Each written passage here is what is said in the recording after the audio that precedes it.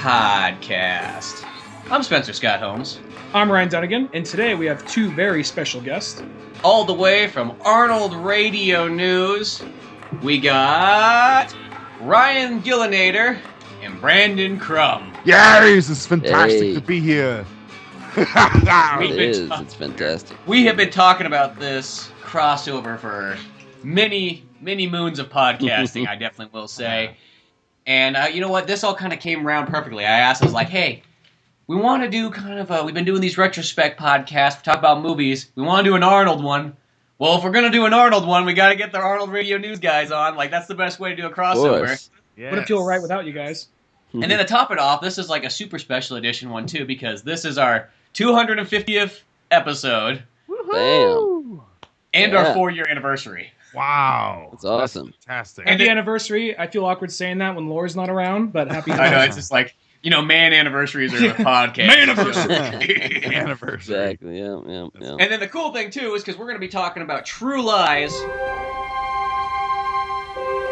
How'd it go at the convention, honey? You were the big hit of the show. It's fantastic. I love the computer business. For 15 years, Harry Tasker's been leading a double life. Mr. President, one of our best men is inside. Transmitting now. Right on time. I don't believe I've met you before. Rehnquist. Harry Rehnquist. Listen to the following code word. Helen. Helen. Now, they're about to collide. What's your exit strategy? I'm gonna walk right out of that front gate. May I see your invitation, please? Sure. Here's my invitation. Yeah, that worked good. Right out the old front gate. Can you lean back a second? Mr. Tasker's office. Hi, it's Helen. Is he in? Harry's in a sales meeting, Mrs. Tasker. It's not like he's saving the world or anything. I see, this is the problem with terrorists. They're really inconsiderate when it comes to people's schedules. Could you press the button for the top floor, please? Hi, Helen. Harry forgot something back at the office. Whenever I can't sleep, I just ask him to tell me about his day. 6 seconds and I'm out. Maybe it's just that you're not in touch with your feminine side. Harry! What were you doing there? You wouldn't believe me if I told you. Do you know what this is? It's a snow cone maker. Is it a water heater? From James Cameron, director of Aliens and T2, Arnold Schwarzenegger. It's a Soviet Mirv 6 from an SS-22M launch vehicle. I married Rambo. Jamie Lee Curtis. Have you ever killed anyone? Yeah, but they were all bad. True Lies. What can I say? I'm a spy. One of the biggest Arnold Schwarzenegger movies, 20 plus years. It has been held down and nobody's given it the proper treatment. But you know what's the cool thing too? Is True Lies came out literally yesterday, 1994. So July 15th, 1994. So we're like right in sync with that, which would be, what, 22 years? Yeah, I believe so. Yeah, so there's all sorts of these anniversaries. Plus, you guys just had your 50th episode that just came out, Yeah. you know, well, a week and a half ago or whatever that was. Congratulations to you guys. Oh yeah, that was incredible. Yes, it was a We lot are of still- work. We love it. We're still babies in the podcast world, but Right. but we're getting older. We still don't know what the hell we're doing. So. Well, at first we kind of like jumpstart our podcast, I guess, in the original times, because we were doing like 2 or 3 episodes a week just because, like, if we get more episodes out there, it will get more exposure. That mindset. Right. Plus, we had this mindset of like, well, nobody just want to hear us talk. So what came out? Dark Knight Rises, the Suicide Squad, New 52 comic. What else? And then as time went on, we just started kind of putting them out. And now we're to the point of doing retrospects again. So yeah. Well, we do that too. We go through cycles where we're like, well, let's do this thing, or then the quotation confrontation situation, you know. So we'll take some time between doing certain things, but I think that's just natural, you know, for all sorts of you know kind of shows. It's a good way to do. Oh yeah, I totally think that's the way to go. We actually originally did these like news ones where it got like serious, and we did like somewhere in the first like 30 or so, we did one where it was just kind of like. We were talking about, it was like the last election. So yeah, I guess, it really marks 4 years of the last election. So we're talking about like, you know, just like, it got very serious for a minute. Then we're just like, no, let's go back to dick jokes and Batman. Yeah. It's your wheelhouse there. One sec. Before you want to do a shout out? Yeah. Painted Black Comics actually asked me to come onto their show. Actually, I did it yesterday, actually, as of this recording. And they're just a really great show, just a really great comedy show. It's kind of a comedy competition between podcasters. First bit, they just go over some news. Last half, it's more of playing games. And Pete, Brian, Lou, 3 really funny, really cool guys, give their show a shout out. They're one of the. I think you guys and Painted Black were the first ones to reach out to us. So yeah, that's great. Cool. So thank you to Painted Black. Yeah, good show. Check them out. Under the hashtag Potting Family, you'll find a lot of other good shows. Oh, cool. That's always fantastic. Excellent. But today, we get to go back in time to easily one of my... I was thinking about my list of Arnold movies. It's definitely in my top 5. I don't know if it's maybe even top 4 or top 3, because I love True Lies so much. It was one of those films that as a kid, I had it on VHS, and I would like watch it like 3 times a week, over and over and over again. Like, it was one of those movies I just cycled. It was just like, okay, I need to go to bed. Well, I'm going to put True Lies on. Watch that. Over again, over and over again. Oh, yeah. You know, and then later on it comes out on DVD, and I get that. It's like the first DVD I think I ever got was True Lies in like 97. I didn't even have a DVD player yet, but I had True Lies on DVD because I saw that and I was like, oh, I have to have that. Oh, yeah. That's like one of those that, you know, I wore out the VHS, so I had to buy the DVD. You know, so exactly. I watched that VHS so much when I had it. Yeah. Ironically, if everybody in the house, it's my mom's favorite movie. Everybody, yeah.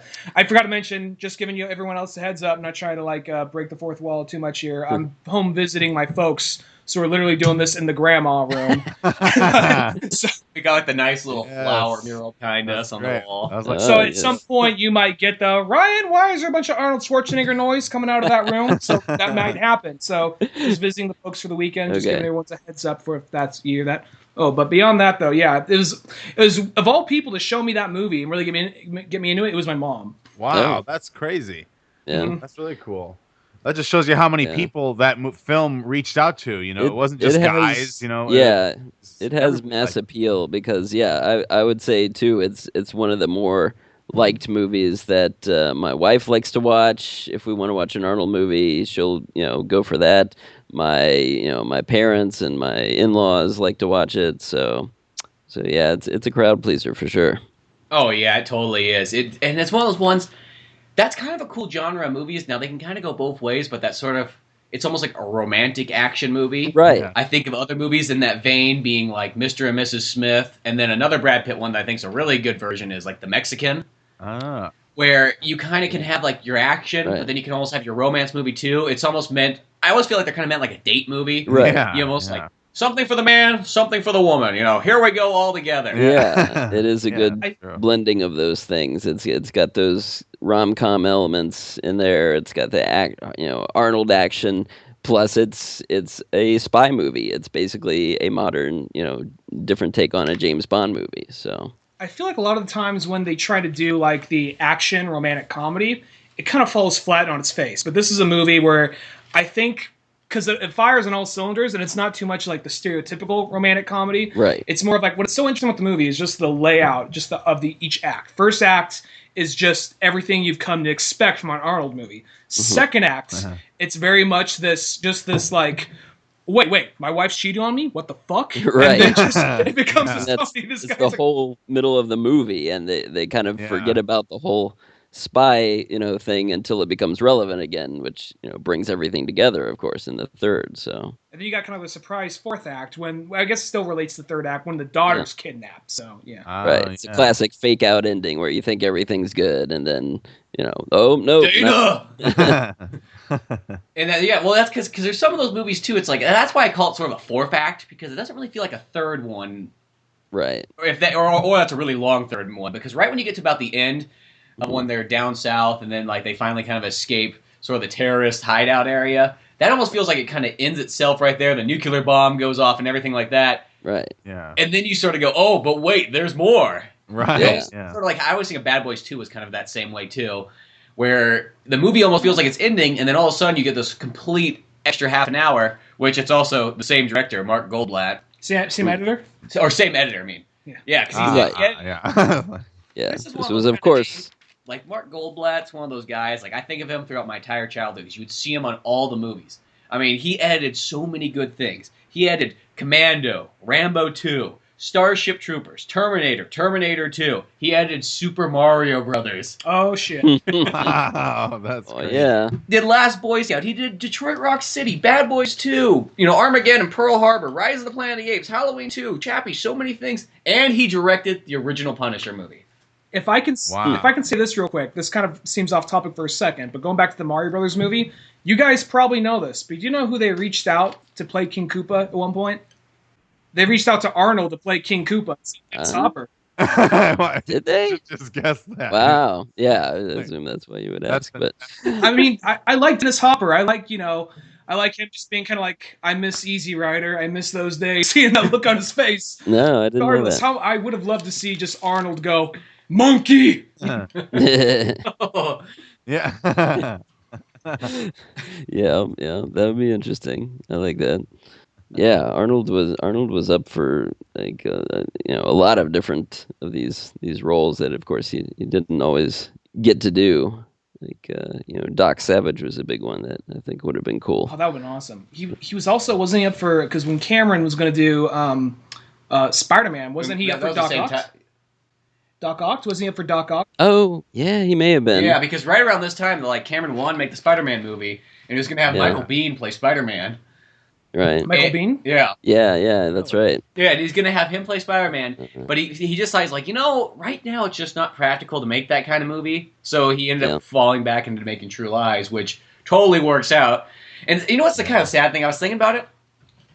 This is sort of like James Cameron's last, like, amazing movie. Now, I like Titanic, and I even enjoy Avatar for what it is, but they're not really, like, amazing, like, oh my god, like, you gotta check this film out movies. Yeah, I agree. They're fun, and then, Titanic, it's kind of like that total big movie in '99, it's got, all the special effects that they were able to do at the time. There's something to be said about it. Yeah. But in even retrospect, it's not like most movies, like, I can't just throw that on like a True Lies VHS copy. Right. You have to, you have to be in the mood. You have to, maybe a date night or something. You watch it together or something. But for any kid that was under like 12, though, that movie was a big deal because it was the first. Well, I'm sure there's other movies. There's PG movies beforehand, but it was like it's PG-13 and there's tits. That was a big deal. Yes, the boobs. Yes. Well, that was how anybody could sell their buddy to go see tits. Like, dude, you see Titanic yet? No, he's like, tits. He was like, well, dude, we gotta go. My mom's gonna go see it again this week, and let's go with her. And it's not just a quick glance; it like lingers on him a little bit, So I just remember seeing that movie too. It was like sitting like on the floor because it was so crowded, which you just almost don't get anymore. But it was so crowded for Titanic because everybody had to go see Titanic. Dude, then everybody is going like, dude, there's tits in the movie. PG-13. We haven't seen this in like 15 years. Yeah, was that like the first time James Cameron used, bare breasts in a film since like Terminator? Had it been that long? Yeah, because The Abyss doesn't have anything. Yeah. Well, okay, The Abyss technically does when he's doing CPR on her. Oh, you're right. He has to rip open but it's not sexual at all. But right. Yeah. Well, I was thinking, because when I was looking at James Cameron's list of movies, I'm like, man, I haven't seen The Abyss in so long. Mm-hmm. Yeah. I guess that that's has one of been those a while. ones, like, that's probably been... I mean, I've probably seen Piranha 2, but, like, recently compared to The Abyss. Actually, I watched, like, one of those, like, early James Cameron where he just did the the special effects on it was like the Battle Beyond the Stars movie, which I didn't think was actually that great, but I just wanted to watch it just to see his effects and so on, because he's early on James Cameron. Yeah, that's interesting. Before Titanic, True Lies was James Cameron's first movie that didn't have a sci-fi element to it, too. Exactly. Kind of makes it unique. Because, yeah, they didn't have no aliens, no Terminators, no killer piranhas. Right. No CG water monsters.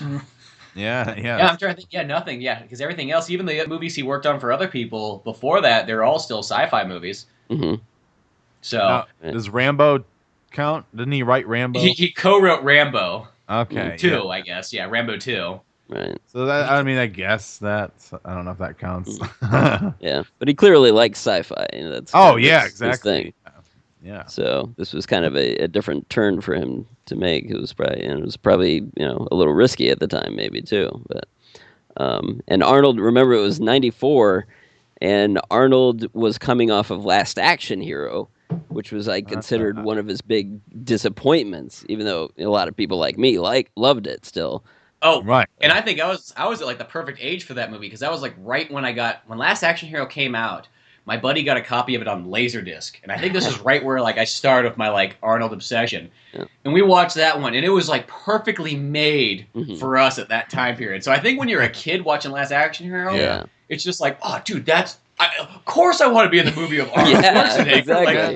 Like, dream come true. Which I think of Last Action Hero, I think that's one of the greatest movie concepts of all time. That's why I think it's so weird people don't like it, because I don't care what age you are.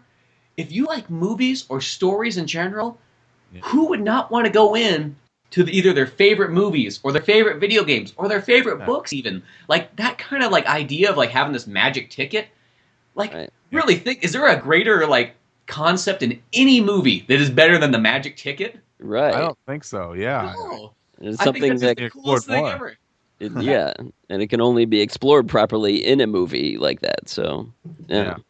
That was actually one of the first PG-13 movies I saw in theaters, and I just remember like watching that movie, loving it, and like, is that a fucking cartoon cat? And I didn't say that because I'm like a little kid, but I'm just thinking like, is that a cartoon cat? Just being blown away, and then like at the cartoon cat just walked in the building, and they'll do it again tomorrow. What's your point? And then plus when you get like you get the T-1000 reference, like that cop, things with that movie. That movie was a little ahead of its time. I think now it's far more like appreciated. It's more of like a little bit of a cult film by this point. But as time has gone on, it's definitely kind of stuck around, I think. Right. Oh, yeah. I mean, we still got that satellite floating around, right? Sure. Yeah. But no, yeah, I think kind of in retrospect, that movie makes more sense to a younger audience, I guess. Maybe just an older audience wasn't able to grasp the magic concept of it. Or I don't know, like that was maybe torn from them. Like, wait a second, there's a little too much fantasy here. Right. Because that's really, like, I look at Last Action Hero, I consider that my second favorite Arnold Schwarzenegger movie. I like it that much. Yeah. Wow. That's and that's the one, too, where it's like, I got that VHS copy, because my buddy had the Laserdisc one, so, I didn't have that kind of special money, so I went out and got the VHS copy right afterwards, used in a Save Mart. Yeah. All you gotta do. Yeah, you gotta do what you gotta do. It's probably like $7.99. Yeah. Oh man. It's a crazy time. But yeah, you had to track down those Arnold movies any way you could. So. Which I think of True Lies. I bet you the best way, other than having a film reel of it, obviously, that you could probably go out and watch the movie is to pick up the Laserdisc copy, because that would look better than the DVD version. It would probably look, slightly better. So I just watched it in my awesome new theater room that I've been working on for the past few months. And I've heard the updates. Yeah. So it's finally in it feels like a finished state pretty much now, because I've got carpet. I actually mounted the screen, which I haven't had yet. Sweet. That's cool. So it's beautiful. So I've got this ultimate setup now, which is awesome. And I watched T2 on it recently too, because Branden and I did a T2 episode. I know. I heard about it. Yes. Can't wait to hear it. Wait for that. Yes. But I was like, yes, and now I get to watch True Lies. So I put True Lies on, and it's now watching it on blown up this big on a 110-inch screen. Oh God! All the you can pixels. see how really bad it looks. Well, it's just, it should look awesome, but it's just they haven't treated it right yet. So well, I like when Ryan, you sent me that email when we were talking about doing this podcast, and you're like, and you get to watch it on the good old Shit-O-Vision. Yes. And I just like busted up laughing because, strange enough, for True Lies being that movie I watched so much on VHS, in recent years, like I actually have watched it less because I just think about. I'm like, I know, yes. It stops me from watching it because I know that it just doesn't look that great. And I also, for the longest time, I kept going like, well, they're just going to put it on Blu Ray anytime now, so I'll just wait to make that moment really magical. Any day. Yeah, Special edition Blu-ray. And this, because there are deleted scenes out there. Well, yeah, there's deleted scenes. There's extra scenes that are actually used in the trailer. Stuff. I mean, it's James Cameron, so there's tons of stuff, What bothers me the most about this, and this is something I think about more than anything else, is like, okay, one, this movie's released in '97, and that is the last time. It was one of those. It was literally that movie. Like, you bought a DVD player, you need some DVDs. Here's True Lies, and then they never release it again. And it's in like the standard original DVD format, so it's 4 gigs. It's not even a dual layer DVD, so that's why it looks really crappy. And then it's not enhanced for widescreen TV to top it off, which I guess at the time period widescreens are so rare. Which the thing that bothers me is the menu is widescreen enhanced. Yes, right. Just the extra kick in the balls. We could, but. Here you go. Right. There were plenty of movies at the time that were enhanced for widescreen too, so they could have done it. It's not like it wasn't done very much. So it's the ultimate insult. The only part of it that is good is at least it's Dolby Digital surround. It's not like Pro Logic crap or something. It sounds really good. Yeah, that's true. The sound's not bad on it. But you have. But I will say Fox kind of screwed over a lot of movies because I remember the original copy of Die Hard I had that same problem. Right. My Independence Day original one had that problem. Yeah. But most of those movies, they fixed it by now, Or they've re-released them multiple times. Exactly. So. Like T2, there's a release every other year that's new, Yeah. So. I'm really surprised they didn't put something new on for this, because this, as far as I remember, this was a very well-received movie, even by people who aren't hardcore Arnold fans. Yeah. And then Ryan, like you said, it's kind of like one of those things that has all that wide appeal that anybody can kind of jump in and get into it, because it has the romantic comedy aspects but doesn't weigh in too much. And then if you're like a 90s action film fan or 80s action film fan or just an Arnold fan, it meets all that criteria and does an awesome job of it. Right, exactly. So people would eat it up. They would buy it in mass quantities if they re-released it. So I don't know. Sorry, cut you off. Go ahead. Well, I mean, the only real explanation we have is that James Cameron being James Cameron, being a perfectionist and having to personally supervise everything he does, won't let the studio just spit out a release unless he gives his seal of approval on it. So that seems to be the main holdup to everything, is that he hasn't been able, he's been busy with Avatar and more Avatar. And Avatar 2, 3, 4, 5, everything that nobody wants. We all want True Lies on Blu-ray. For a minute, they were saying Arnold might be the villain in Avatar 2, which I was like, oh, fuck, yeah, I want to see Arnold punch some blue people. But, I mean, I guess I heard he dropped out of it or something, but I don't know. We'll see what happens with that. But I remember, Spencer, I think you told me that you read somewhere, maybe it was on your guys' show, but I believe someone said that Eliza Dushku was talking about doing an audio commentary for True Lies on a special anniversary edition, but that still hasn't come out yet. And that was like 2 or 3 years ago almost that she said. Yeah, I remember that story, and she already did it and everything. So it's like they have been working on stuff, someone has. So it's just waiting to get it out there. So I don't know. Yeah, it's just one of those ones. Like, I look at this, it's like, okay, the movie was made for $120 million. It made in the box office $380 million, in '94. So it made a copious amount of money. And as we said, everybody seems to really like this movie. You know what I mean? It's that kind of Arnold movie that you could show it to your grandparents, you could show it to a man, you could show it to a woman, you could show it to your parents, you could show it to kids. It's almost, I know it's rated R, but it is one of those movies I feel like you could almost show to kids. It's a soft R. Yeah, so it's like all that, and then I think it's like, okay, not only it's an Arnold Schwarzenegger movie, and to me, I just look at it, it's a humongous Arnold Schwarzenegger movie. It's not like we're talking about Raw Deal here or something like that. And Raw Deal's on Blu-ray. Yes, it is. Yeah, right. you can get right. I mean, I think it's kind of like you're getting like the all-region European version, but still, I'm counting that as Blu-ray. You can get Jingle All the Way on Blu-ray. Well, yeah, you get special edition Jingle All the Way on Blu-ray. So here's the thing. It's Arnold Schwarzenegger. It's James Cameron, and it's a 20th Century Fox movie that also's got Jamie Lee Curtis in it, got Charleston Heston in it, Tom Arnold, Tia, what's her name? Tia Carrere. Yeah, Tia Carrere. Well, I was just thinking of like Wayne's World and like Showdown Little Cookie.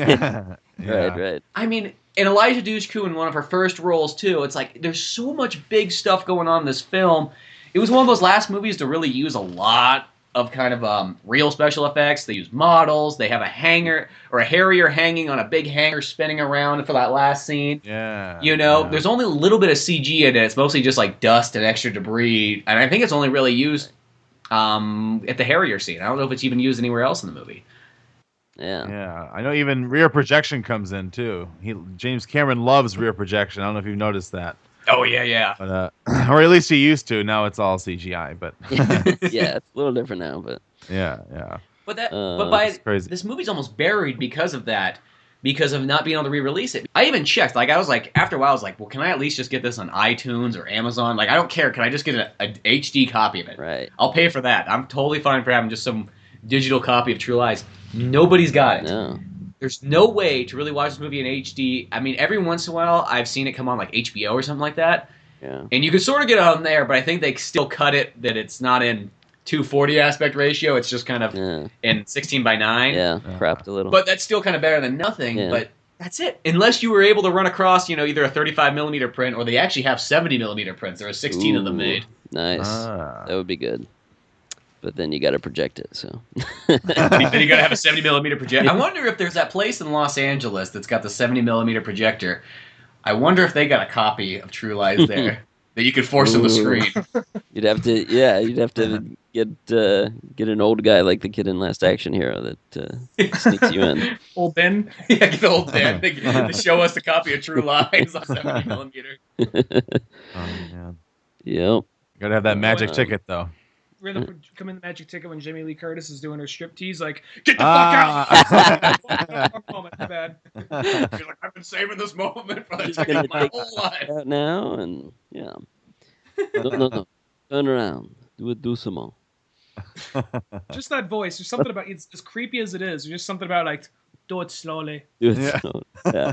Turn it down and undress slowly. Slowly. Now lie down on the bed. It is. It is such such a weird, creepy scene when he's doing this to her. She thinks she's going to get raped by this guy. And it's like, right. It's just this most bizarre concept, but somehow it's still kind of funny, and it's like you still kind of buy into it. But the funny thing about that scene is the part when she actually falls down off the bedstand. Yes, that's hilarious. That was an accident. They actually that was meant to happen. Then she just kind of got in, like, just jumped back up and just because then Arnold gets up. Oh fuck! Right. He kind of reacts and then it's like, oh, okay. But so you get all these real reactions in that part, and then they just play it off perfectly. But it works because to me that feels like that's Jamie Lee Curtis's character right there. Oh yeah, it's natural because she's so awkward at first, because she hasn't done this kind of thing before, but yeah, it's brilliant. It's very, very funny. That kind of breaks some of the tension there. There's a lot of excellent, there's some good lines that are funny, and there's also this situational humor that plays really well. Oh yeah. Just the guy, as whenever there's an action scene, there's always like some secondary thing that's just kind of humorous about it, like the old guy that's in the bathroom while Arnold's having the brawl, and shooting up the place, and at the end he says, "Sorry about this," and he kind of and he comes stumbling out, and he's looking around, just like, oh, pants God. down, pants down, the machine gun going down the stairs. Right. And it takes out all the guys, and then she's like, "Oh, okay." And as scummy and rapey as he is, Bill Paxton is probably one of the best parts of this movie. It's genius. His genius casting to get Bill Paxton to do that guy, and he plays sleaziest kind of, douchiest guy, but he does it so perfectly. There's that part when he busts in, because Jamie Lee Curtis is trying to push when they go to the trailer, and she's finally pushing him off, like, no, I can't do this. When they blast the side of the trailer off, and it just forces him on top of her, the look on Arnold's eyes, you don't even see. It's like that line. Yeah. There's that line in Desperado where he says, "Did you see his face?" He's like, then Steve Buscemi says, "No, I saw his eyes." And you just see Arnold just wide eyes, just like, oh fuck, that's scary. His eyes are so wide that all you can see is just the whites of them in there. It just just makes me laugh, and I think that's what's kind of like, if we went almost back to like the beginning of the movie, and you just kind of progress in, you have this really cool, start off where Arnold comes to this place in Switzerland, and it's really like just the intro to any 007 movie. Exactly, you could almost say just out of a Bond. That's sort of like how this feels. It's Arnold. In fact, playing Bond. They take.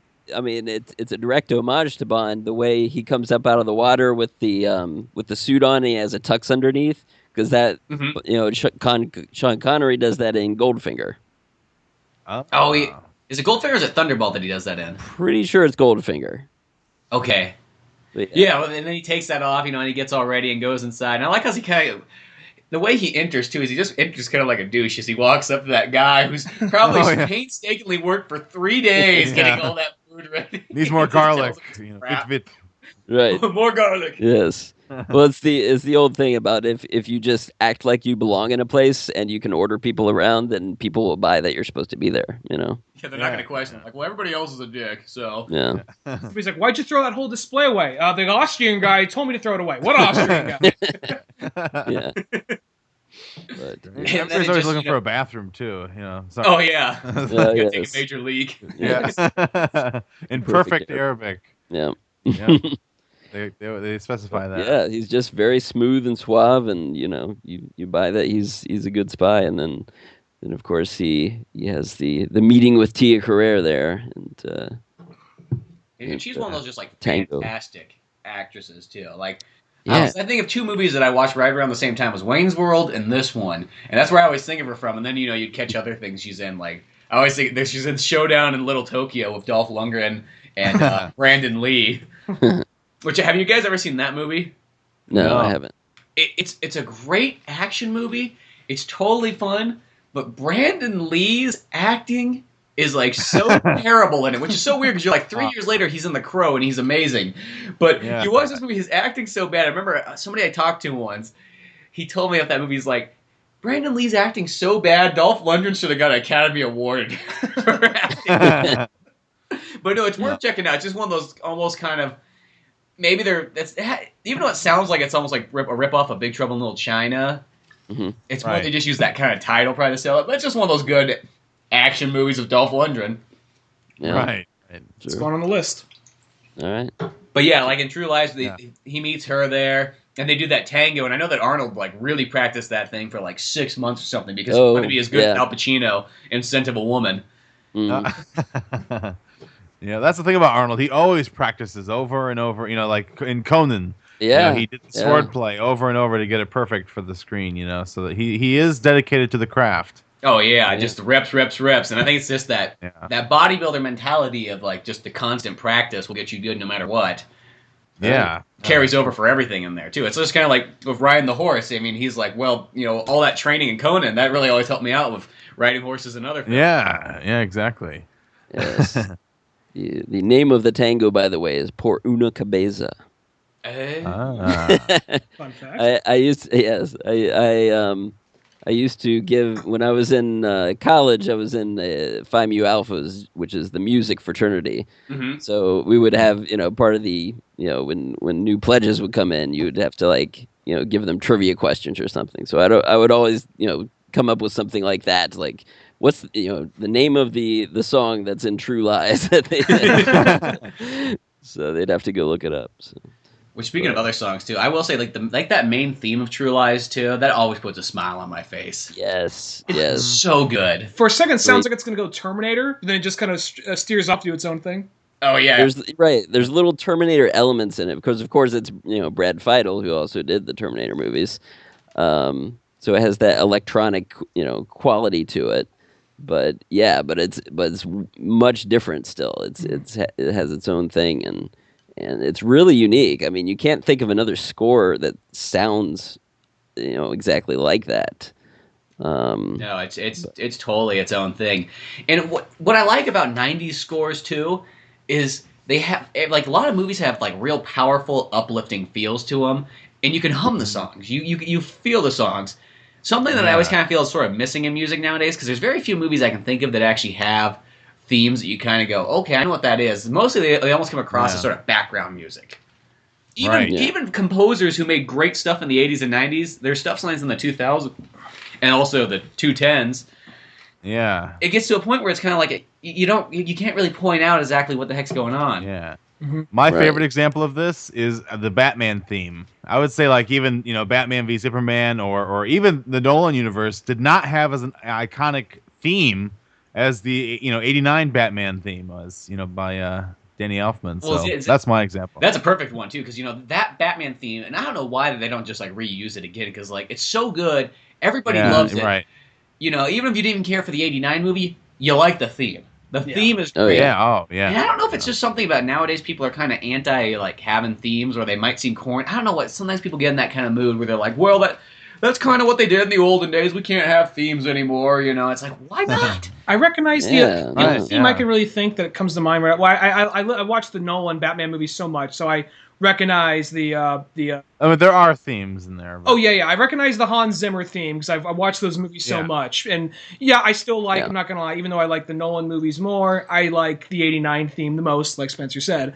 And then, but then, like the most same composer. I mean, the Avengers theme is the only real theme that I think I recognize in a movie franchise, because it has very much that bombastic kind of movie, like '90s adventure movie score feel to it.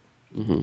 Well, like you could take Man of Steel as an example too. Like that's a theme that it's very simple, but it was like boom, boom. Oh yeah. Boom. It's almost like Hans Zimmer. He went from making really complicated music to making the most simplistic stuff. And it's not like it's bad, but it's just you compare that to like the '76 Superman one, where it's like boom, boom, boom, boom, boom, boom, boom. Yeah. That was John Williams, though, right? Yeah, that's John Williams there. Yeah, and he's always very like, I don't know.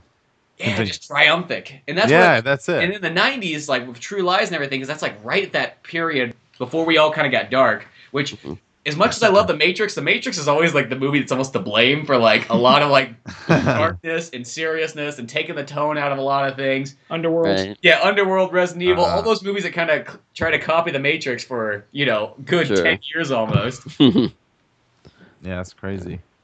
I can't even remember where we left off in True Lies. There's the theme. Right. Well, so the whole opening sequence, and then you get the first action sequence in the snow, which is, really awesome. Very 007. Just dudes on skis and machine guns. Well, and it's the point where he's like, how are you going to get there? Tom Arnold asked him how he's going to get out. He's like, I'm going to walk right out the front gate. Yes. And then that's one of my favorite lines in the entire movie, and it comes from Tom Arnold, but I use it throughout life, where he goes, ballsy. Stupid, but ballsy. Yeah. I love that line. That's probably it's like my favorite non-Arnold line in there, but just like, I always think of that when, somebody cuts you off or pulls out, and it's like, ballsy. Yeah. Stupid, but ballsy. Yeah. Tom Arnold's definitely one of the best parts of this movie, I'd say.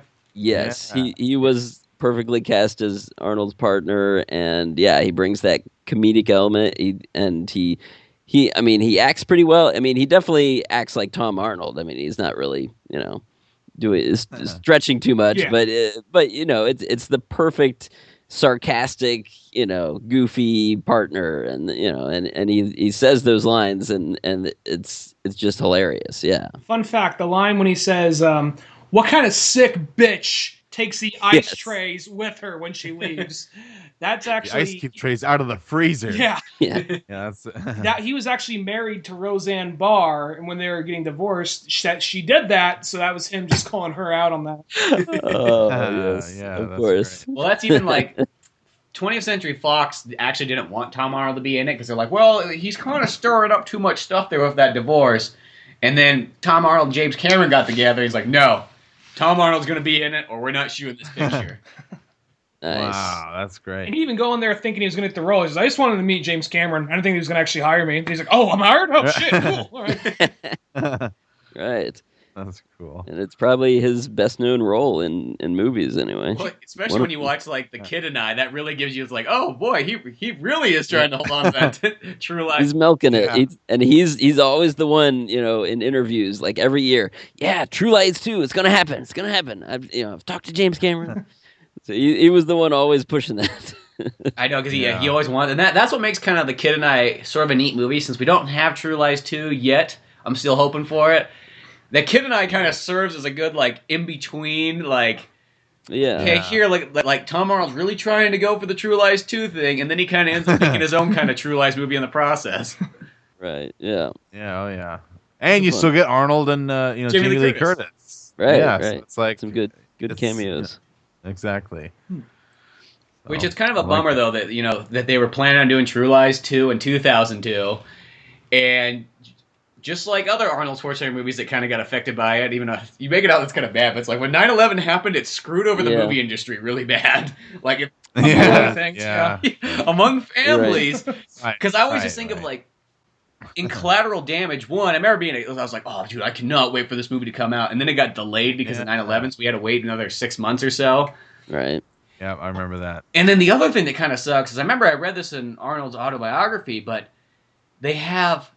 like an entire extra section of footage that was supposed to happen in the movie that they cut out because it involved a plane crashing into a building. And it's just like, one of these days it's like, dude, Warner Brothers. Yeah. Put out that extended cut. It's been like over 10, almost 15 years by now. Yeah. We have snakes on a plane. I mean, can't we just have this little snippet? And it's just like, there's this whole extended scene in a sense. Almost like an entire, I don't know how long it is, but it feels like it's like 20-something minutes of this extra footage that they had to cut out just because of 9/11. It's just like, put it in there. Yep.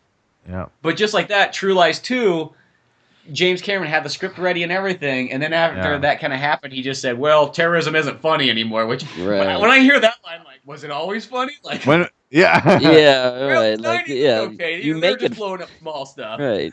Yeah. You find the way to, find the laughs and, and heck, if you make it funny, then you're not letting the terrorists win, right? Yeah, there you go. Yep. Well, I will say they do everything they can to make the leader of the Crimson Jihad. They do everything they can to make that guy hateable because his eyes are always wide open. Oh, yeah. He's always gritting his teeth like he just did a line of fucking meth. He's balding. He's like, he's always yelling, kind of spastically, kind of freaking out, kind of like a Michael slapped Bay a woman. You know what I mean? Yeah. Like, yeah. There you go. God dang, man. That guy's... Yeah, you're right. They did build up a lot. Like, just like, man, this guy, he's going down. Right. So. There's even that part when he's given...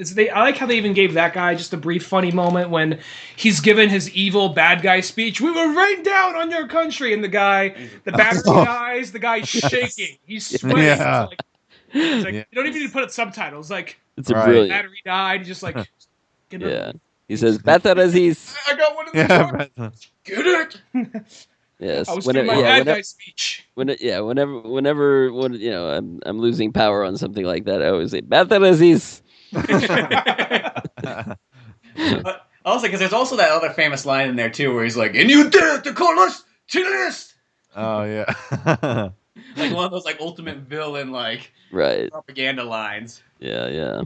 Now, I've never been in a combat zone in the Middle East, but something I noticed is in a lot of action movies, and I'm not giving this movie shit, because I think it actually makes it funny in a way, but, like, whenever whenever they're fighting Middle Eastern people, no matter where they are, they're wearing, like, turbans or headwear, scarves, something like that. It's like, I'm pretty sure they usually do that because there's somewhere where it's hot, and where there's a lot of sand blowing around. Yeah. Right here, they're in a tropical jungle. It's night. They're in a compound facility. They probably don't need that, but we know who they're fighting, though, I guess, so it works. Yeah. That's pretty funny. Another funny line I always liked was they're like, they call him the Sand Spider, and Charlton Heston's like, why? Probably because it sounds scary. It's just like these little perfect moments like that are just so great. Yes. Oh, like Charlton Heston's role is really cool, and I like how he's, James Cameron sort of based him off Nick Fury from the Avengers, and he's got the eye patch on and everything like that. Yeah. That was another genius stroke to bring Heston in just for that little role, and he just chews up the scenery, and he has like 2 scenes in the whole thing, but it's all him then. Mm-hmm. What makes you think any slack I cut Harry will relate to you in any way? Yeah. Yeah. Brilliant. I actually got to meet Charlton Heston in college. He came and visited campus once.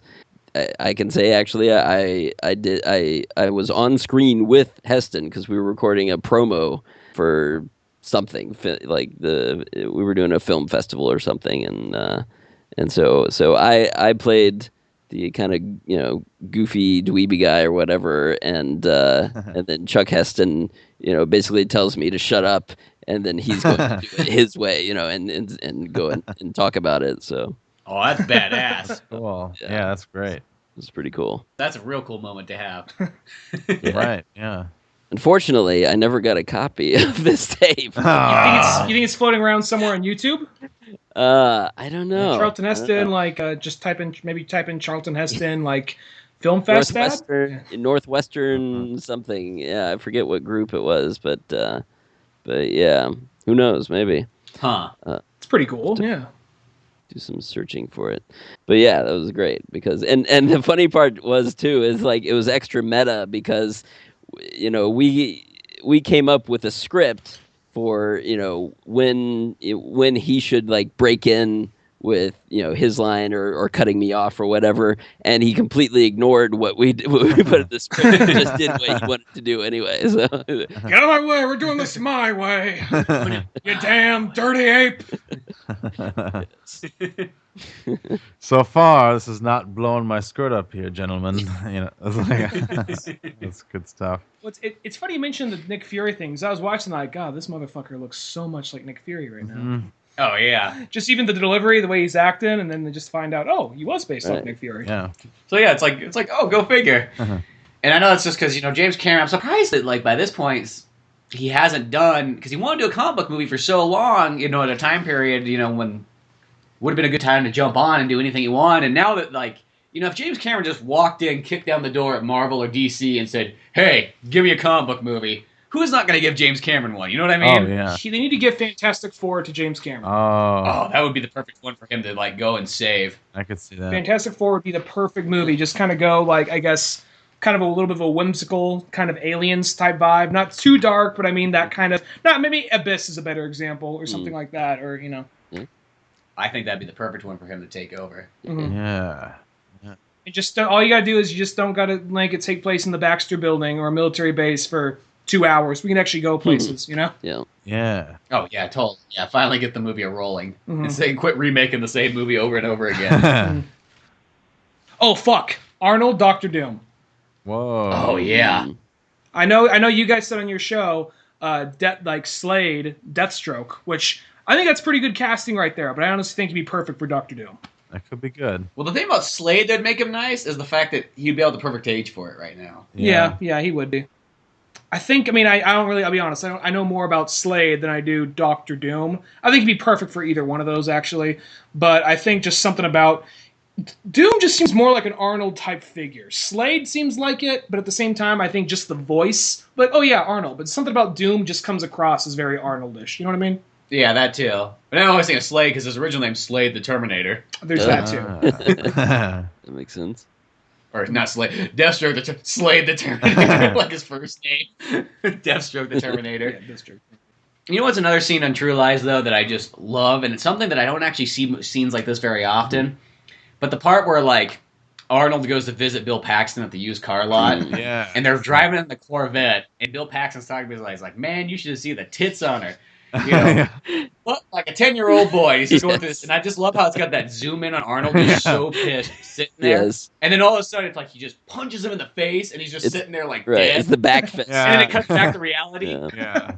That type of shot, you really don't see that very often in movies where, it's almost like showing what someone's thinking. Right. And then you're like, oh, fuck, did they just actually do that? And then it goes back to reality. Because you see it in movies sometimes, but it's usually a recurring gimmick through the movie.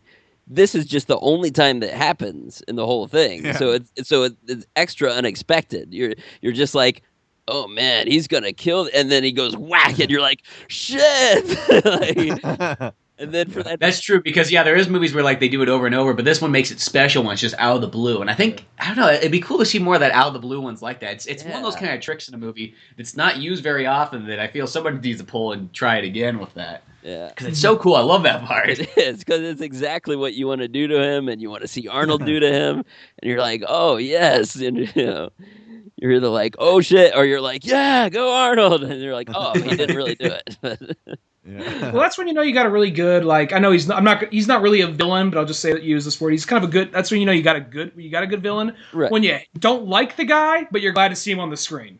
Yeah. Exactly. Yeah. You're like, he just delivers those lines with just the perfect sleaze, and And when they got him over at the I guess the water processing plant or something like that. Or like the dam. The dam, the dam. Yes. And he's just like, I got a tiny dick, it's pathetic. What a spot business pants. Just looking at each other, they're walking away. He's like, right. You're gonna shoot me when I turn around. He's like, fuck off, dipshit. Just fires at him. Like, trying to dodge it, like, just get out of here. Not even trying to aim, just like oh whatever, bang bang bang bang. Go away. Like he's like, oh, I still, I didn't see your face, and then he takes this thing off. He's like, no, I didn't see it. He's like, you can have the Corvette, it's yours. Yeah.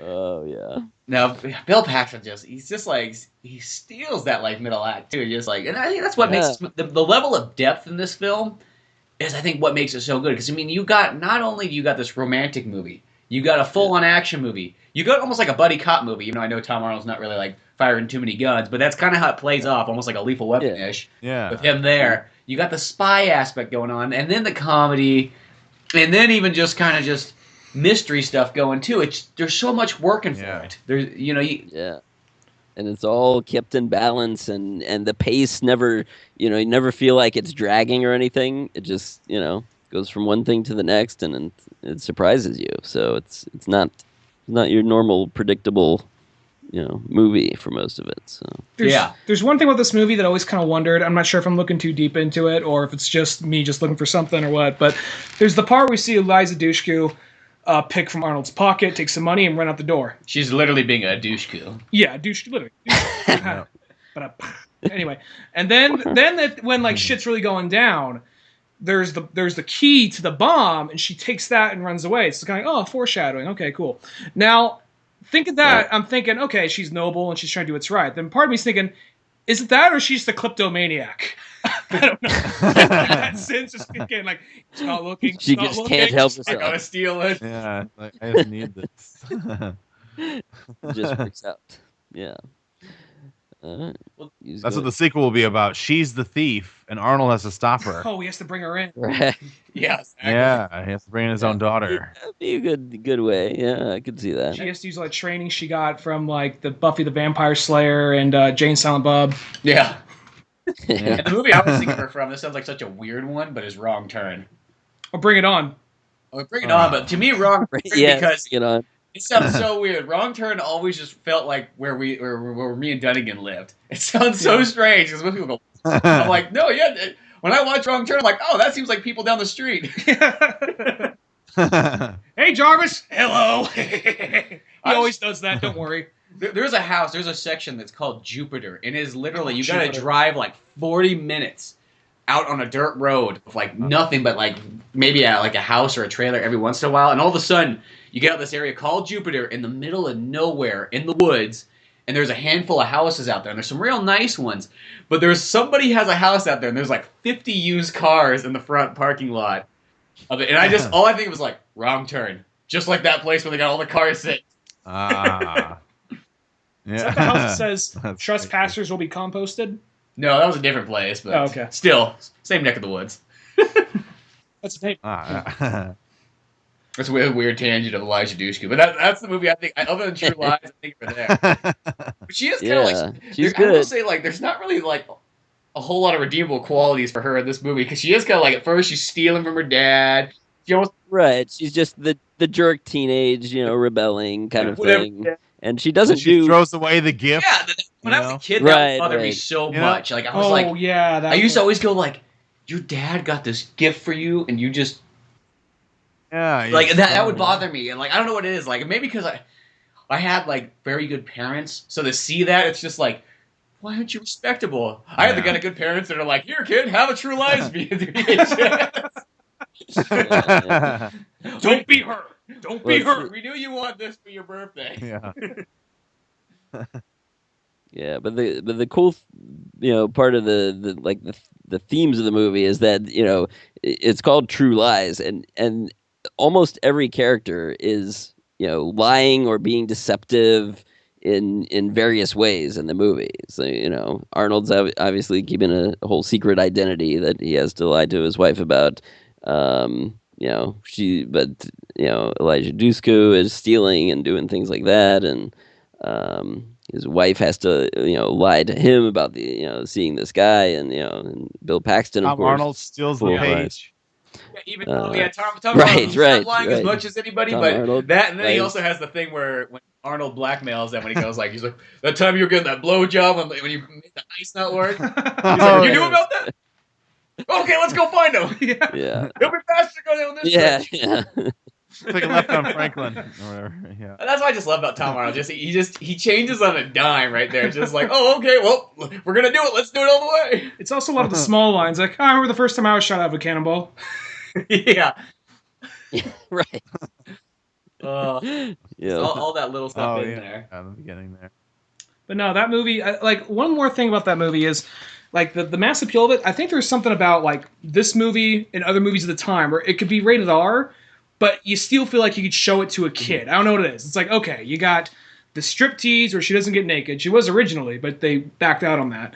And then there's, a part where they say blowjob, and then you get a knife in the eye. Beyond that, everything else with the movie seems like you probably show it to a kid. And that's even a thing. I saw this movie as a kid, and just didn't... I don't know, there's just something about a lot of, 90s R-rated movies I feel like are totally fine to get a show maybe to a 5 or 7-year-old or something like that, where this is definitely one of those cases where a lot of them now, they feel like they try too hard to be, this is gritty, this is real, it's not as fun, Right, yeah. Yeah, I still think this one goes over pretty well, because I just remember, when these movies came out, it was kind of like, okay, True Lies, everybody I knew watched it as a kid, and it was kind of like those, same with Terminator 2. And Terminator 2 was a little bit more edgier and darker with some more violent scenes in it, but for the most part, most people I knew, everybody watched Terminator 2 and parents didn't have a problem with that. It's weird times where the line gets drawn on certain movies. Mm-hmm. Yeah. It's tough because there's the violence, which, violence seems more acceptable in general by American audiences. You can chop heads and, have all this crazy violence. But you can't have a lot of sex, or nudity, Yeah, that's where they get them at. It's the other way around in Europe, yeah. Yeah, exactly. Yeah, where they don't want the violence now, or especially when you get to Germany, it's even with video games in Germany and stuff like that. There was one thing I just kind of read, it was about Resident Evil 4. When that game originally came out in Germany, they couldn't have the mercenaries mode in there because... Well, in the regular story, it's a story, so that makes sense why you're killing people. But the mercenaries was all about killing for points. They're like, no. It's kind of weird. They took it out of the game? Yeah, they literally took the full-on mercenaries out of Resident Evil 4 in Germany. That's crazy. So there's just weird things like that. Germany, I kind of understand because there's a little bit of their history. They're trying to that happened. We're trying to move on. But Australia is the weird one to me because Australia, it's they're the continent with the most deadly animals in the world. It was basically founded by outcasts and criminals. It's a place Ned Kelly came from, and it's a place Mad Max happens. But yeah, and they're just yeah. Let's not put that in that video game. No M-rated games. No. Wow. It's also the place too that they didn't allow dark-skinned foreigners to come in there until 1976. I was like, what? 1976? 1976. I'm talk about being behind the times. Damn. I read that in a history book. It was so weird. Well, here's the one thing about True Lies we never talked about is it's technically a remake of a French movie. Really? Yeah, it's called La Totale, and it's kind of a similar story about spy. And he's lying to his wife, not telling him that he's involved. And there's even a used car salesman. Wow. And a lot of similar things are going on. As well as movies, strange enough, I've known about this for so long, and I've never seeked out this movie. I don't know why. Maybe because it doesn't have Arnold in it. Yeah, I haven't either. There's no You're Fired, that's why. Right. knowing that it's a French movie and knowing how good the French know how to make action movies, even though I know this is 91, so it might be a little bit early, I bet you it still might be pretty fun. And I think it got a little bit more comedy in it, maybe. I'm not too sure, but... Yeah. I mean, the cover's just got 4 people with guns on the cover, so I don't know. I honestly assumed, I had no idea it was a remake, but I honestly assumed when you said it was a remake, it was probably some miscellaneous movie from like the 70s where a few guns go off. But now, hearing that, I really want to see the movie now just to know what it is. Well, it's only 91. 91 and 94 is not long at all. Because I think what happened is Arnold Schwarzenegger watched it and went, this is great, and then took it to James Cameron and said, hey, let's do this. Yeah. Well, let's put in some Harriers. Let's put in some motorcycles. Yes. Motorcycles versus horseback. Yeah, exactly. How many of us were expecting him to like punch the horse once it didn't like the camel, like Conan's Destroyer? That's a great reversal of expectations in an action movie because you totally expect him like, okay, this horse is gonna do this insane thing and jump the building, and then the horse is like, nope, he almost falls off. But and I like it's like he just has like that kind of moment with the horse afterwards, like, right. What kind of police officer are you? Right. I had the guy, and you let him go. Yeah. All those, yes. My horse is getting tired. Yeah. Horse. But yeah, I think one of the funny things too is that, or that's not funny, but they originally wanted to have that scene in the Washington Monument where they got that big, huge like lake out in front, or whatever you want to call that pool. The reflecting pool. Yes. Yeah, reflecting pool. Lake. They want Arnold to go running through there, chasing him down, and the National Parks was like, no way you're going to do that. It's like, Arnold. They let him do it in Forrest Gump, though. They did it in there. Oh, yeah, that's right. That was around the same time, too. That was literally a year later. So what, Forrest Gump can do it, but not Arnold? Yeah, maybe like they didn't want the horse to shit in the... You know what I'm saying? Like maybe because there was an animal involved. Right. They didn't want it to happen because of the horse. Forrest Gump didn't have a horse.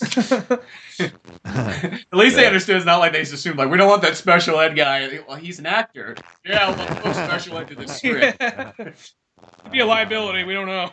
That pool, I mean, we don't want a drowning to happen there. You do realize it's fantasy. It's a movie, right? Yeah, but still. Yeah, well, that was one of the fun things about True Lies is it was some of it was shot in D.C. and I lived there for a while, so I got to seek out some of the locations like in Georgetown and whatnot they used at the mall there. Oh, sweet. So, but it's not as much as you would think. Like, there's a lot of like just establishing shots on the streets and stuff, but when they actually get into where they're going, it's back in LA. Yeah. Like the building with the glass elevator is totally LA because it's in a bunch of other movies, and things like that. The part where they go under the Key Bridge and to that where Jamie Lee Curtis is getting is meeting up later. They name these these actual bridges and locations in DC, but it's not actually there. So that's kind of interesting. And then I also got to check out some of the locations down in Florida where they shot. Oh, that's cool. The latter part down in the Keys where they they have to go over those long bridges and everything. Because they shot that on the bridges when they were tearing those down, correct? Yes, they were good. Yeah, they were tearing down the old bridge, and so you can see where the old bridge was, and it's not being used anymore because the bridge is out. What? What? The bridge is out. I love doing that every time. Even if just a road closed or something, I'll say the bridge is out. Just driving down the road yelling at the guy that's the sign. Yes. What? The bridge? No, we're just doing road construction. No, the bridge is out. I always say that to the person in the toll booth whenever I cross the Oakland Bridge. Go by just yelling at that guy. He's like, oh, it's this fucker. All right. Well, the cool thing, too, is like that. I love that about that action scene right there on the bridge is everything in it. It's just something you don't get in movies nowadays. Oh, it's amazing. It's all yeah. real stuff or it's models. And the thing is to me, some people might go, well, this CG that we got in 2016 is so, looks really good. But no matter what, CG, I still see it, even though I do kind of respect it now. There was a time period, like in the early 2000s, I used to be so like, oh, they're using CG. What? They couldn't have afford to have a real model there or something. There was that period of time, and now it's like, I just kind of accept it because it's kind of like what you get. But there's something so special about seeing models in real vehicles and seeing an actual Harrier jet. Which if they would have shot that nowadays, everything would have been CG. Arnold Schwarzenegger would have been sitting in like some blue cup thing that was floating him along, and it's something about that. It almost kind of takes away the magic of like old movies about how real they sort of were. Right. Because if you look at a model actually blowing up, that to me feels more real than any CG because I know for a fact that it actually exists. I can touch it. I can feel it. Yeah. There's physicality to it. Yeah. And the stunts too. You can tell when they do a real stunt, like pulling Jamie Lee out of the limo as the car is dropping out beneath her. I mean, it wasn't really her there, of course. It's stunt actors. Yeah. But it was an amazing stunt that they did there. She actually did her one shot where you see her, she's hanging on, you see the car go down or whatever. She did that shot on her 36th birthday. Oh, that's right. Because, she actually did film that. And because she's like, well, James Cameron, she's like, well, where are you going to be when I'm filming this shot? And he's like, I'm going to be right there with you, filming you on a handheld camera. She's like, well, if he's going to do it, I'm going to go ahead and do it too. And so she went ahead and actually filmed the dang thing, which is pretty impressive, Yeah. Well, yeah. I remember. I don't really remember what it had me. Yeah, I guess year 95, 94, 95. The Academy Awards. I remember she was presenting some award, and I don't remember what she said, but I remember that a fake helicopter came down, and she was reenacting that. Yeah, just grabbing that. Oh, that's funny. But yeah, that is the thing though. It's just like, and I've been kind of in a mood right now. I've been watching a lot of 30s movies. That sounds so weird, but the one thing I love about those movies too is just the realism that's there. And it's just like sometimes you just go like, I love seeing actual actors doing these ridiculous stunts, especially back in those days when you get away with doing like all kinds of stuff. Even the full-on actor themselves can do these ridiculous stunts. And there's just something that like, no matter what, I just don't feel like you can capture that all the time with CG. And especially when you look at movies, even though I like these ones, but you look at like the special features of something like a 300, and it just, that the producers that were sitting there going like, what the heck are we making? Like literally like, what the hell is this? Because it just looks like a bunch of guys running around in like Kmart, Roman Emperor Halloween costumes. And you see the final product, and it's a great movie, but like it just, you kind of look at that, it's just like the realism's kind of missing. It's nice to see that, and that 90s was kind of the last time. I look at, there's so many big scope movies that I just don't feel like exist anymore. Another movie that kind of reminds me big, sort of like True Lies, and just the feel of the whole thing is something like Kevin Costner's The Postman, which I know didn't do nearly as good, but it just has this humongous real feel to it that I just feel like it's hard to capture nowadays. Yeah, it's true. They don't make movies like they used to, I'll tell you that. No, it's like, even though I love every time, I love all kinds of movies, but there is just something just about like that 90s, the big feel, the uplifting, the magic, and maybe that's just growing up as like a 90s kid that always gives you that kind of different sensation, that maybe like you can get that sensation in one kind of like center of time.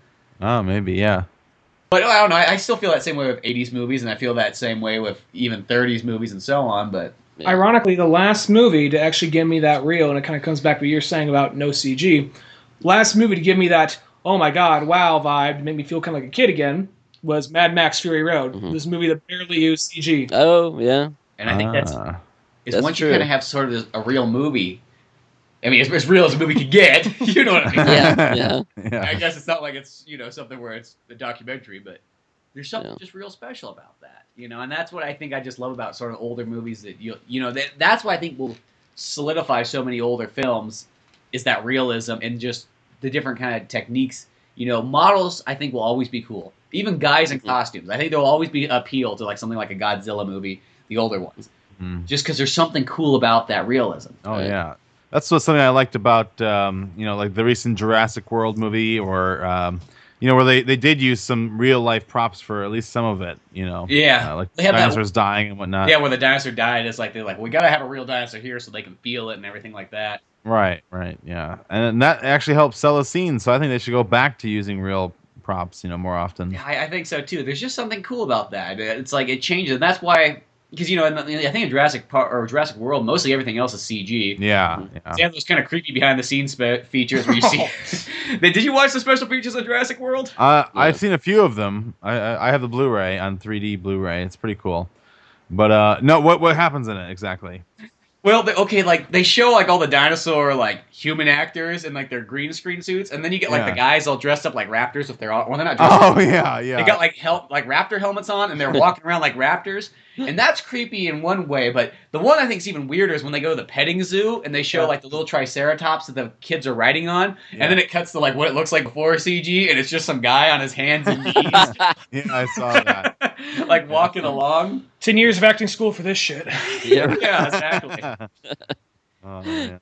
Now here's another one. I know we talked about this that last time I came on your guys' show, but I don't know if you played it since then. But I went back and played it this morning. Was the True Lies video game? Wow. Yeah, I have not played. Have you ever played that before?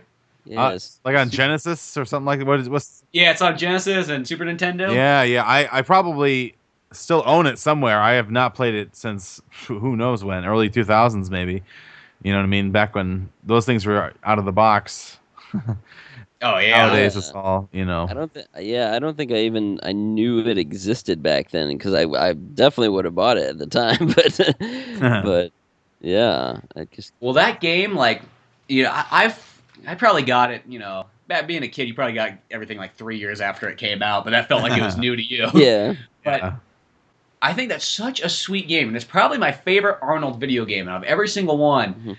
Because for that time period, it was this like top-down shooter, and it had all these elements in it that I don't think I've ever saw before in a game. I mean, you start off, and you're at the party at the very beginning, and Tom Arnold's talking to you, and you got the terrorists to shoot and stuff in there, and there's blood in it, there's gore, and like, this is kind of, there's not very many games of that time period that have that. Yeah.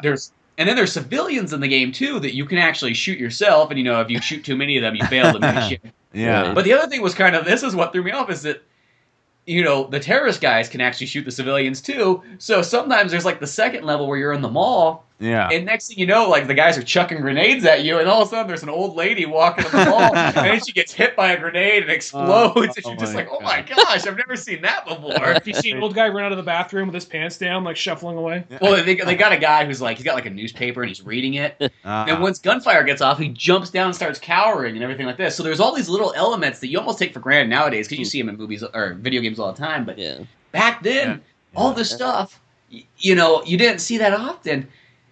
Or I don't think even at all. This might have been my first time seeing it. And that game is just so much fun, that True Lies game.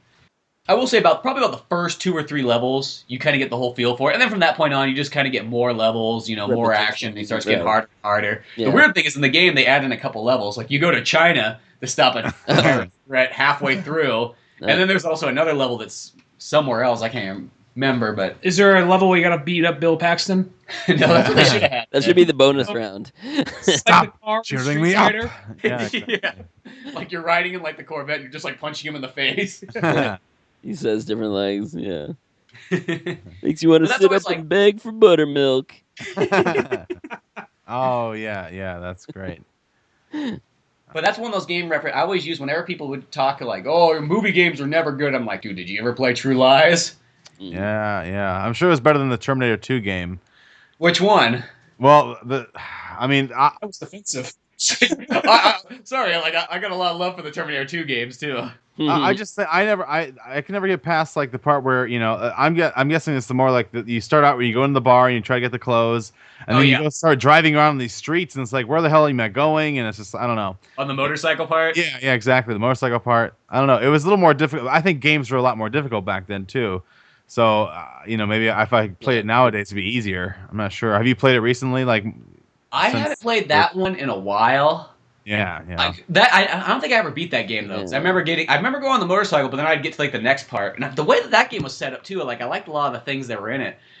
Like you would go into, I remember like I think once you ride the motorcycle, the next thing you do is you go almost to John Connor's house and you gotta like search for him. Yeah. And then you start going through each of the rooms and you gotta like look in each one and try to find evidence for him and everything like that. Like they did kind of these cool concepts with there. Yeah. And then the other Terminator 2 game I really liked at that time was the arcade game, the shooter one. Yeah, that was great. Oh, yeah. Like, that one's really fun, even though that game's hard, too. Yeah. But the one Yeah. Arnold Schwarzenegger game that I remember was so freaking difficult is Last Action Hero. I used to always say that was the hardest game I think I ever played. Never played that. Yeah. One. I couldn't even get past the first level. It was so hard. Is that the one where you're like jumping up on top of car roofs and stuff? Yeah. Yeah. Like, That that's was starts off. that was pretty crazy. So difficult. And then I remember, I think it was on the Sega Genesis version, I was able to get to the second level, but then it got really hard there. Yeah. But that was a tough one. But they used it's like that. You know, I was just thinking like that whole run of Arnold Schwarzenegger games were pretty good. I mean, there's some weird ones like I want to say the Predator one for regular Nintendo was kind of. I don't remember that being so good. Yeah. Total Recall was kind of. Oh no, that's the one I'm thinking of. The Total Recall for regular Nintendo. Yeah. That one was, which should be amazing. Why would that not be? Yeah. There was some bizarre.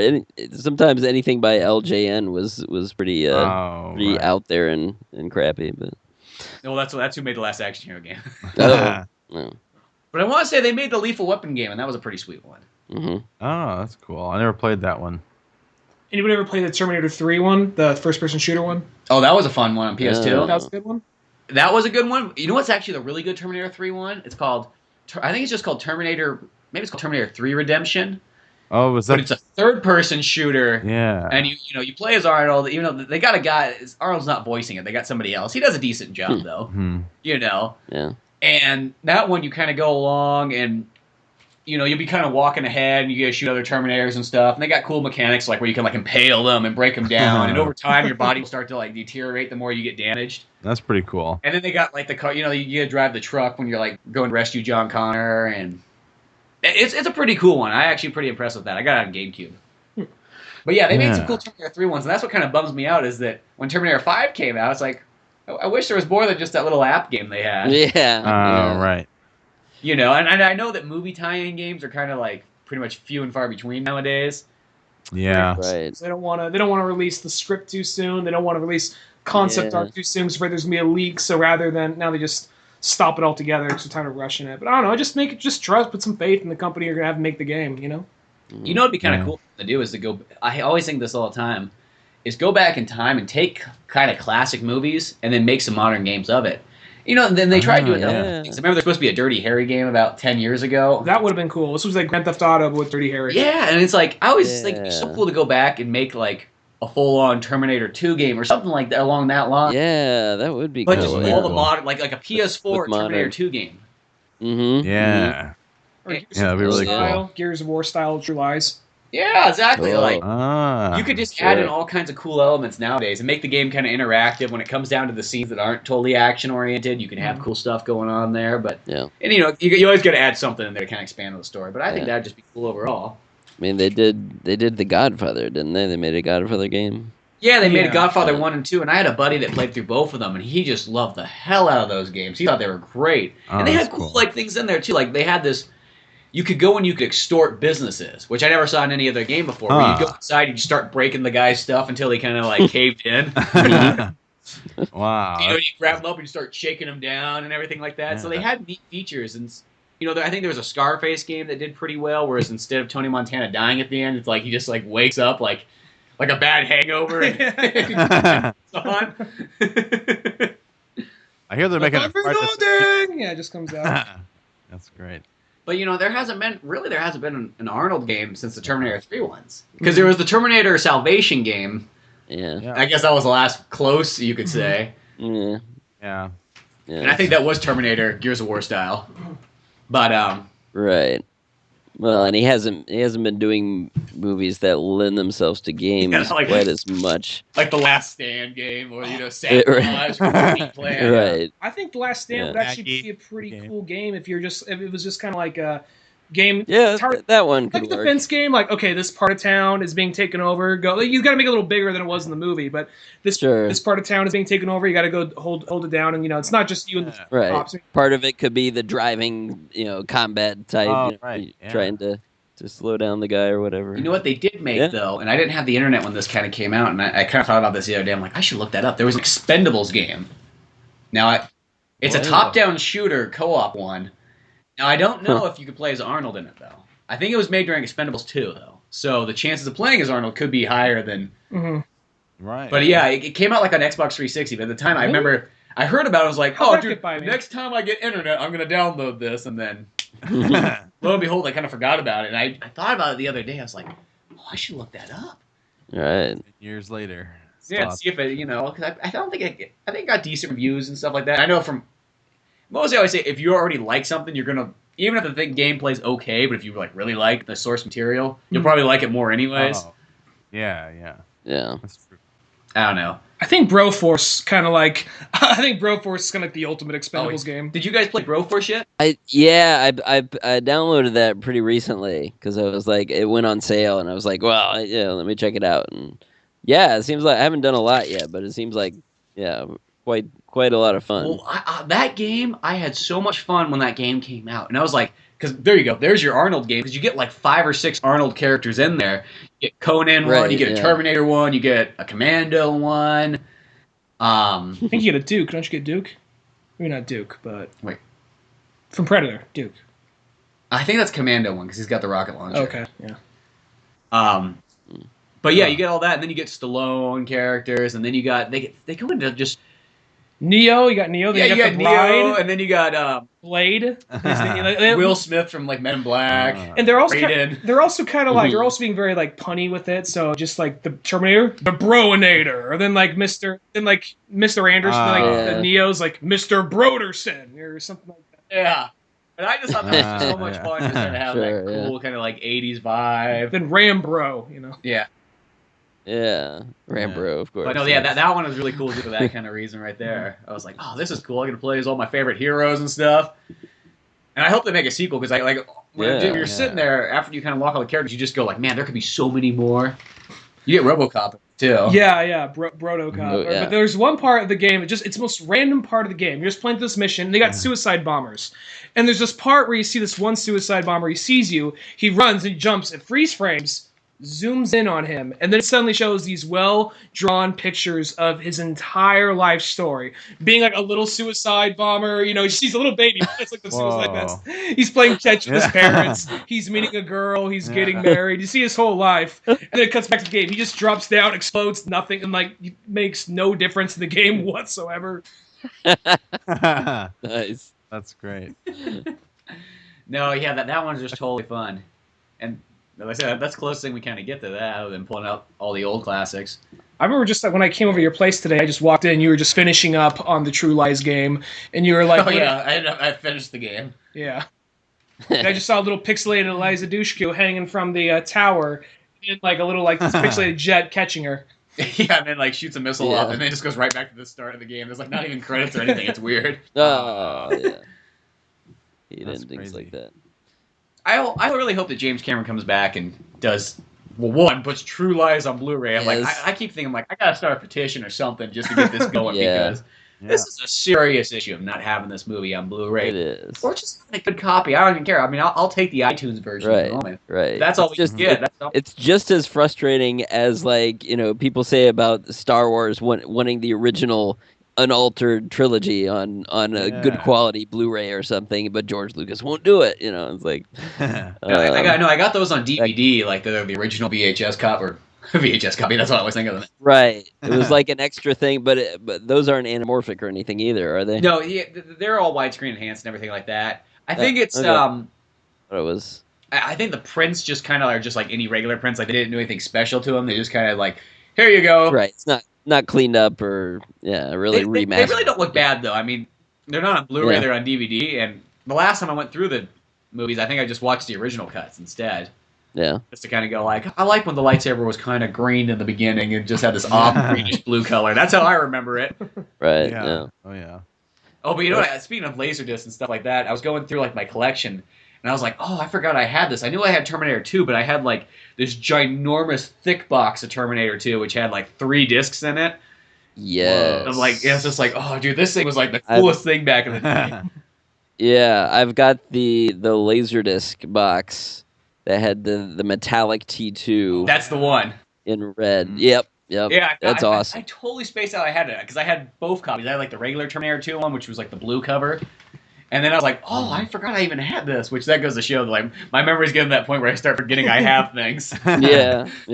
I remember when Terminator 3 came out, they came out with that special edition of T2, and they had the metal cover over that one. The original DVD one? Yeah. That was the one, because I remember I had the VHS copy of Terminator 2, and it would always tell you that over and over. It's just like, get DVD now, and you can get the special edition of T2 with all the special features. We put it on a dual-sided DVD, which later on became like, nobody wants dual-sided DVDs. Right. No flipping discs, yeah. But no, yeah. True Lies, making that on Blu-ray is such an important thing. And then I would still like to see a sequel. If James Cameron's going to do it. Really, I just want to see James Cameron just do another Arnold movie.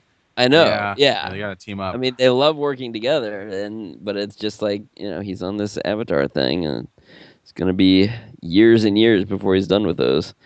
It's almost like he planned out the rest of his life. Like, okay, until I die, I have 5 Avatar movies to make. Like, really? You're not going to get sick of these blue guys and your movies? Like, that's it? Really? I remember everyone loved Avatar for like a year, and then it just went away. Yeah. It's like, well, Avatar. Oh yeah, the Blue Man Group in space. Yeah, I got you. right. Yeah, pretty much Dances with Wolves, the space theme. Yeah. The Thundercats. Yeah. I think about True Lies though. Probably the best way to watch it is if you got a Laserdisc player. I bet you that would look better than the DVD version. Yeah, you're probably right. Because Laserdiscs were kind of like, they're almost like in between a Blu-ray and a DVD, except for they're not widescreen enhanced, but right. No matter what, you still got that dilemma. Yeah. This DVD is like, just, you can see, the grain is bad, the jagged lines, on diagonal lines and things. It's just, it's distracting. And the sad thing, too, is just, it's like every other Arnold Schwarzenegger movie's just about on Blu-ray. I mean, are they missing any other ones? Yeah, other than ones like Hercules Goes to New York. I don't think they have that one on Blu-ray. Yeah, that one is not Blu-ray. Around the World in 80 Days. That should be on Blu-ray. Yeah, I'm sure that's on Blu-ray. I got it on DVD, but I mean, we're hard to count that one. I was just I like that one. That was I look at that movie. That's the last Arnold Schwarzenegger movie before pre-Governor. Yeah. That's right. Yeah. Because that was all we were getting for a while. So yeah. But yeah, there's a couple here and there that didn't make Blu-ray, but that's really True Lies is the last really important one that should be on Blu-ray. I know, and it's just gonna be like there's gonna be like, what are we waiting for? Like, we're gonna wait for there's 100 gig new 4K ones coming out. I mean. Right, yeah, that's like that would be James Cameron. It's like, oh man, yeah, I gotta wait for the HDR 4K to release a copy. It's like, no, just the current technology is fine. I just thought, I hope it's not this. I really hope it's not this, but it just popped in my mind. I'm not trying to be Mr. PC here at all, but I feel like nowadays, something like True Lies probably wouldn't get made, at least the way it was, just because the villains are very cartoonish. They're very cartoonish terrorists, and that's fine. They're the bad guys. We're not meant to like them. But I can see a lot of people being like, all Muslim people in this movie are portrayed horribly. It's not saying it's just these bad guys. That's all we. Then you could also say on that counter events, the hacker of their team looks like he's Middle Eastern, so that's probably their way in saying, oh yeah, see, we're being progressive, But they even, when True Lies came out, a bunch of Muslims protested and it wouldn't open up in 55 countries in the Middle East. They really were against it. So it did have an effect even at the time, but. Yeah, I don't know, it's just I'm wondering if that's something they're afraid of the fallback. Not saying they should bend to that, but I'm saying I wonder if that's one of the reasons why it hasn't come out on Blu-ray yet, because they're they'll remember or whatever. I don't know. Yeah. Right. Yeah. I'm just surprised that Fox just doesn't go, hey, we're just gonna release it, whatever. We want some money. Right. Just do it. Even if you don't make a big deal about it, just put it out there, It will sell. It will sell. Seriously. Yeah, exactly. Yeah. You know how they are. Because it's obviously James Cameron's totally in charge of making. Because if it was Fox, they release everything else. How many times, they're going to release, Predator, and how many times are they going to release, Die Hard and Fight Club? Yeah, all their movies, they just keep releasing them over and over. Oh yeah, they milk them. Fight Club's going to have a 20th anniversary pretty soon, so I'm sure that's going to have something. Yeah, so I would love to have the super special edition, but if they don't have that, I would settle just for a good copy of it. Yeah. You know, I will pay extra to have something that fits the screen and looks pretty. For sure, yeah. But, well, that's probably a good place to wrap up all this stuff, or else we'll just keep going like, if they just made a good copy, just say it. Go to change.org. Do you get it yet? I think get that's what we're saying. When I see that site, I'm like, this is the place to start my petition. No, it's not, because everything dies on change.org. It dies. Yeah. Like hardly anything goes through change.org. Now change.org is just almost a joke. There's just too much noise because if you sign one of those petitions, you get emailed constantly about other crap that you don't care about. Stop sending you stuff, and you just want to do one thing, right? No, yeah. Yeah. Well, I think the kind of downfall is because anybody can make something on change.org easily. The first thing that got a lot of publicity on change.org was they had to come out and say, sorry, we cannot make a Death Star. That was the thing that got, maybe change.org they got the American government to say they can't make a Death Star. That's something. So then they use that, Dante's hair is black in Devil May Cry 5 or whatever. And then from there, now it's just a joke. Well, now it's just plays for people to complain and try to start a petition for, just to get a response. But still, I look at it, it's at least a start to get something going. I don't know, something. No. That or show up at James Cameron's house and have, like, a protest. Yeah. Just sit outside. True lies matter. Yeah, true lies.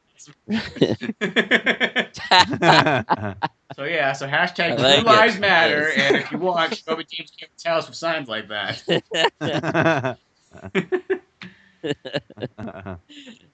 But yeah, other than that fun stuff, make sure to check out Arnold Radio News for all sorts of Arnold news-related stuff. That sounds weird. But that will probably be the first and foremost place you will hear about the Blu Ray Special Edition of True Lies. Because if it comes out, they will be the one-stop shop for all that good stuff. And check out the Arnold Fans as well, because that's where I originally learned about the podcast myself. Great podcast, great site. I was flipping through there, and I was like, thank you. They have a podcast now? I can relate to this. Yeah. Well, thanks for listening, guys. Remember, it was episode 1 I saw on there. It just appeared in like the news headline. I'm like, well, I'll check that out. Wow, yeah, that's right. Because you were like our first comment on iTunes or something. Yeah, I was like, I left one on iTunes and Podomatic and all that good stuff.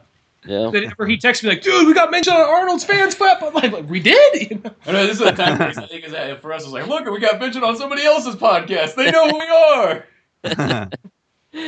Yep. But yeah, you can check those guys out. I don't know if you got any links you want to throw out other than just Podbean and iTunes. Search and find us. Arnold Radio News on Twitter. At Arnold Radio News is it is there, and all Arnold all the time. We talk about what he's doing, and if he's not doing anything, which is actually kind of rare, but then we'll just review a movie or do one of our fun games. So all sorts of fun stuff. So make sure to check that out. Branden, you want to throw out your Twitter? Oh yeah, if you want to reach out to me at Krum Studios, KRUM Studios. I love going on there talking to fans and stuff, and it's just the Arnold fan community is so huge. And it's so varied. Like you were saying, your mom watched, got you into True Lies. That's incredible. So I think that's what's so great about Arnold and even you guys. That it's just like you can talk to almost all sorts of people, and they love one Arnold movie. Mm-hmm. And this True Lies is almost loved by everybody. Yeah. And so I it's great to be able to come on here and talk about it. Well, that's what I like about it. It's like I think about every single one of my friends. Everybody just loves Arnold Schwarzenegger. Like I can't think. It's like.